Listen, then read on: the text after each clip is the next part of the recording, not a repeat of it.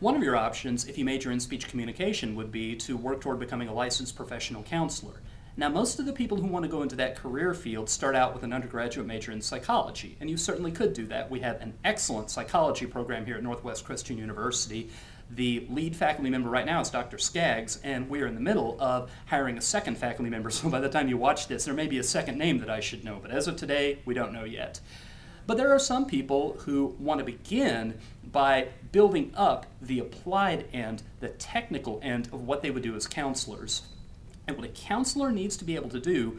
what we teach in the speech communication field pretty much fills the toolbox of a counselor. You need excellent listening skills, and not just listening in the sense of taking in information, understanding it, and remembering it, but also showing the person that they are being listened to. We call those nonverbal minimal encouragers, and they can produce a heightened state of nonverbal immediacy or warmth that shows people that it's safe, that they are welcome, that really that kind of condition can increase their comfort level where they can disclose to you whatever it is that's troubling them, and the pathway to get there, working through their issues, becomes a lot shorter and a lot easier for them to travel. So in our master's program in community counseling, which we have in-house here at NCU, the first class, or one of the first classes that the students take, is a skills class where they cover a lot of the very same ground that we cover in our interpersonal communication classes. Things about taking your perceptions out of the way, things about monitoring your own nonverbals so that you are making a welcoming environment, things like being very careful and deliberate with your use of language, things like coaching people in conflict situations and helping them understand how they can come to a constructive solution in a relationship that's gotten a little bit difficult.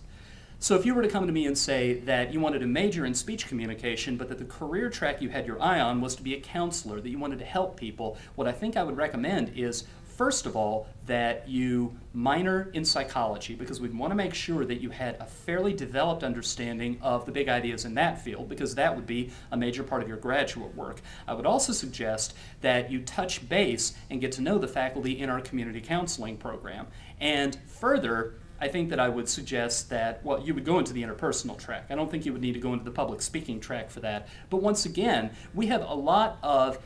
counselors and counseling practices set up in the area where you could get volunteer internships, do job shadows, and with the communication coursework and the ideas, concepts, and skills you'd be learning, you could make the connections and see what exactly you needed to do to prepare yourself so that you could be as effective in that role as possible. So that's another option, because really, to be a professional counselor, what you need to do is you need to give the person an outside perspective, some clear thinking, and you need open channels of communication for that. So a very solid grounding and highly developed skills as a competent interpersonal communicator is really pretty good preparation for that career path.